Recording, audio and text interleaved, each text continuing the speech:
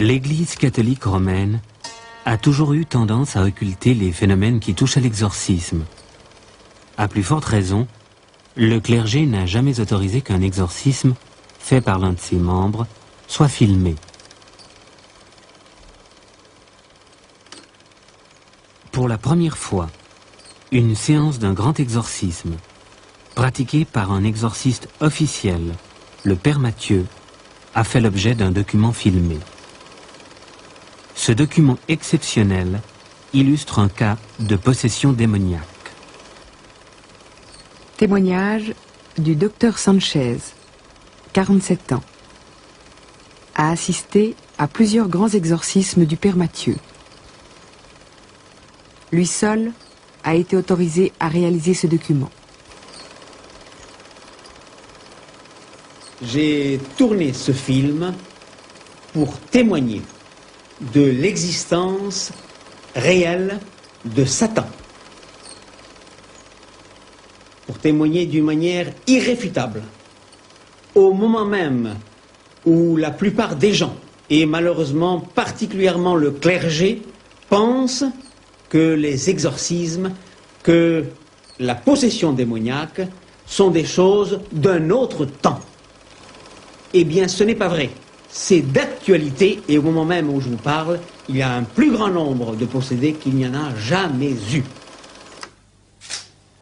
Malheureusement, la plupart des gens actuellement, compte tenu du contexte ecclésiastique dans lequel nous vivons, ne croient plus à l'enfer et ils ont bien tort.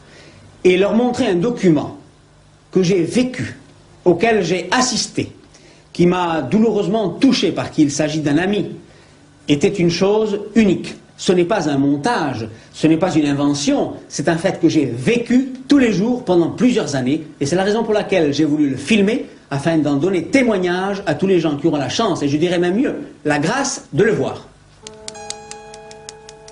Voilà pourquoi j'ai voulu, entre autres choses, tourner ce film. Animo tutus et corpore. Tu pectoris sus interna custodias, tu viscera regas, tu cor confirmes. Salve Regina, Mater Misericordiae, vita dulcedo, espes. Voyez-vous, cet homme est arrivé, il avait 50 et quelques années. Il ne pratiquait pas, puisqu'il faisait de la magie depuis l'âge de 6 ans. Et il a fait tout le mal qu'on peut faire quand on n'est pas chrétien. Eh bien, cet homme, il a vu toutes les messes de la création parce qu'il s'est converti, et à partir de sa conversion, il avait mal dans le ventre. À l'absolution de ses fautes, il a pris mal dans le ventre. Alors il a vu tous les médecins qu'il a pu, et finalement on lui a dit, mais écoutez, il faut voir un prêtre, il a fait autrement. Alors, il a obtempéré, n'est-ce pas? Il a cherché, et puis alors on lui a dit, mais prenez la direction de Besançon. Il est venu.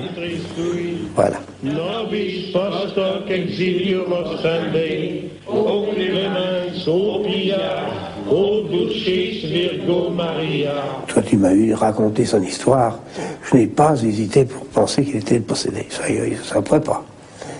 Alors, j'ai commencé les exorcismes, et ça s'est avéré au bout d'au moins 20 exorcismes avant que Satan se dévoile.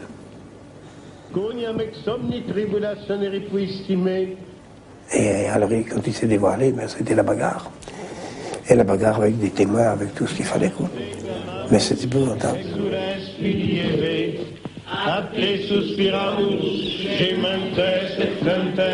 Inac lacrimarum valle. Potestate mitangite in genam, regna ergo advocata nostra, illos tuos misericordes oculos a nos, omnem virtutem inimici, et nicil vobis nocebit.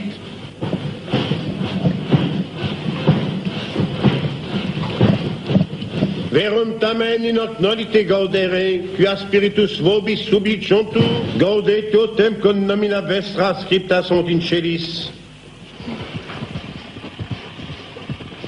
Imperatibi Fides sanctorum apostolorum Petri et Pauli, et ceterorum sanctorum, imperatibi martyrum sanguis, imperatibi continentia confessorum, exorcismo. On me demande parfois pourquoi je parle latin. C'est parce que les gens ne le savent pas. Oui, mais alors quel intérêt y a-t-il? L'intérêt, c'est que Satan, quelquefois, me répond en latin, alors qu'elle ne le sait pas. Et à ce moment-là, il y a autre chose, comprenez-vous? Et ainsi de suite, il y a des... Mais il vous répond quoi, Satan? Mais il me répond à la question que je pose. Et quelles sont les questions que vous posez? Ben, par exemple, dis-moi ton nom. Non. Dic mihi nomen tuum. Je ne sais pas ce que ça veut dire. Réponds non. C'est clair. Comprenez-vous? Et pour tout, c'est comme ça. Salaud. Salaud. Oh, c'est pas mon ami. In nomine sanctissime Trinitatis. C'est pas mon ami. J'en suis heureux. In nomine sanctissime Trinitatis. J'ai une religieuse comme m'avait envoyé un évêque, qui m'a répondu, quand je lui ai demandé Dic mihi nomen tuum, m'a répondu Lucifer. Lucifer. Je vous assure qu'à ce moment-là, on a un petit frisson dans le dos. Parce qu'évidemment, on ne s'attaque par conséquent au patron. Mais c'est pas rigolo. Ça fait peur? C'est-à-dire on sait, on est dans la sécurité parce que, malgré tout, nous savons que l'Église nous donne tout ce qu'il nous faut, n'est-ce pas? Mais malgré tout, c'est quand on manie ces armes-là contre un ennemi qu'on ne voit pas. On l'entend quelquefois, bien sûr. On voit les conséquences de sa présence par les contorsions du corps du malade, de la malade, n'est-ce pas? Oh, ben bien sûr, ou bien il ne bouge pas. C'est la catalepsie, absolument. Il ne peut ni bouger, on ne peut pas lui remuer le doigt, on ne peut pas s'en remuer tout le corps. Vous voyez, ça dépend. Il n'y a pas un cas pareil.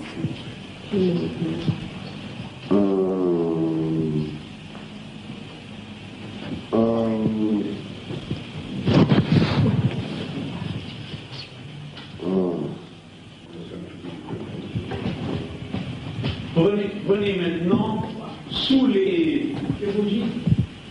en face des genoux, de l'autre côté des genoux, pour voir si les jambes plient. C'est la table qui s'en va. C'est la table qui monte. C'est la table qui monte. J'ai pu observer par ailleurs, toujours pendant ces exorcismes-là, que des modifications corporelles se produisaient. Par exemple, les muscles n'étaient plus des muscles, c'était de la pierre. Je n'enlève qu'un à la fois et les deux qui viennent ensemble. Et cet état-là était en relation directe avec l'exorcisme et pas autre chose, puisque lorsque l'exorcisme était terminé, il redevenait un homme normal, ou en tout cas apparemment normal, comme tout le monde. Notre-Dame de Fatima, viens à notre secours. Les sangles que vous voyez, et qui sont extrêmement robustes, puisqu'il s'agit de cuir et qu'il a 3 mm d'épaisseur, sont là de manière à contrecarrer l'action explosive du démon. Pendant l'exorcisme, en effet, le possédé que vous voyez là a une force absolument surhumaine, à tel point que plusieurs hommes n'arrivent pas à le maîtriser sur cette table. Pour cette raison, les sangles sont destinées à l'y maintenir. Voilà pourquoi il est sanglé. Et il est sanglé aussi parce que on craint que certains gestes inattendus puissent blesser aussi l'entourage. Ce n'est pas à écarter. Sors de cet homme. Sors de cet homme. Je te l'ordonne au nom du Christ.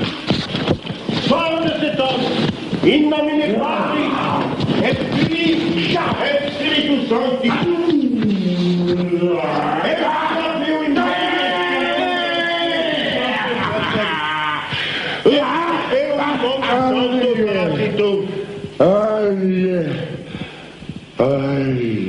Dieu, délivre André. Père, accorde à tes enfants cette grande grâce pour leur montrer combien tu peux être aimé comme un frère avec nos cœurs d'enfants. Père, exauce-nous.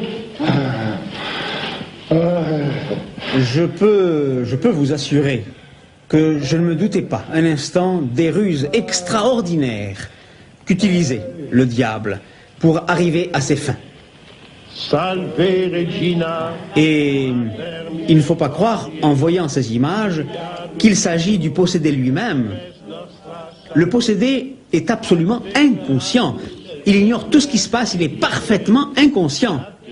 Son corps qui devient comme de la pierre, qui pèse des tonnes, les grimaces qu'il fait, ses yeux injectés, ses rictus, ces crachats qu'il envoie au visage des prêtres, il est absolument inconscient de tout cela. Et c'est le diable qui le fait en se servant du corps du possédé. Par conséquent, le corps du possédé est entièrement sous sa domination et s'exprime à la place du diable.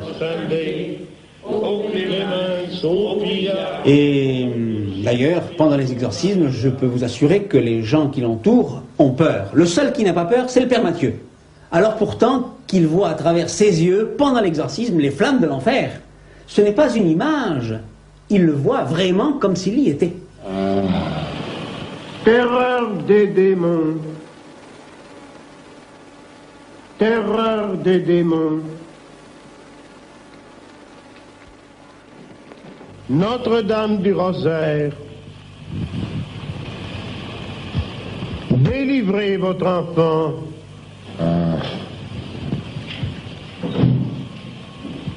Chassez Satan du corps de votre enfant.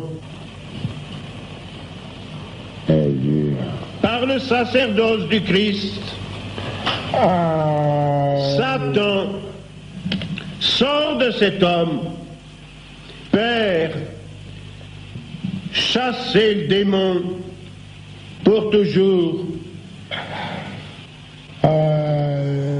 Repousser en enfer Satan et les autres esprits mauvais qui errent dans le monde pour perdre les âmes.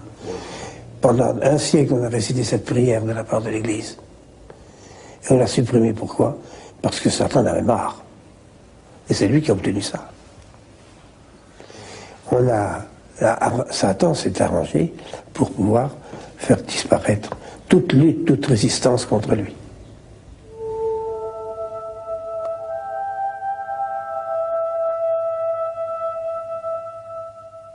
La plus belle ruse du diable est de vous persuader qu'il n'existe pas, soulignait Baudelaire.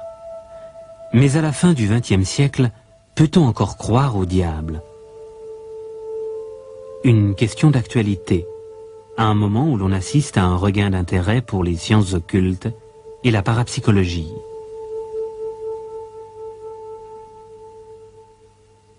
À la lumière des acquis de la psychanalyse, l'Église a évolué. Elle ne veut plus réduire Satan à une image d'Épinal.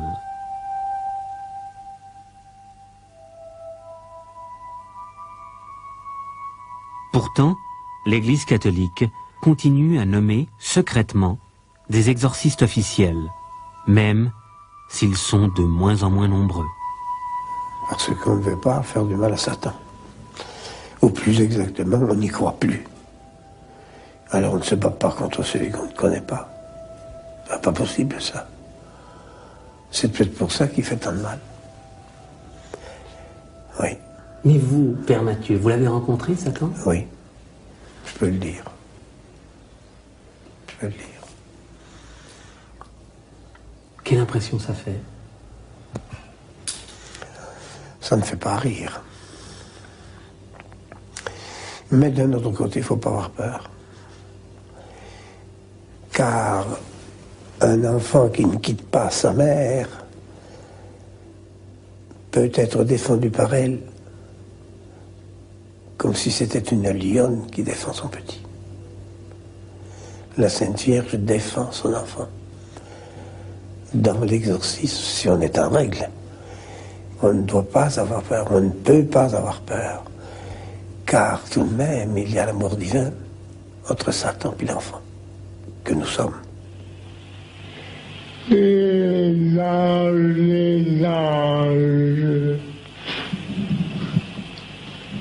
Saints anges, venez au secours d'André. Chassez le démon pour toujours. À 84 ans, le père Mathieu continue son combat, corps à corps, avec le prince des ténèbres, inexorablement, envers et contre tous. Satan, sors de cet homme.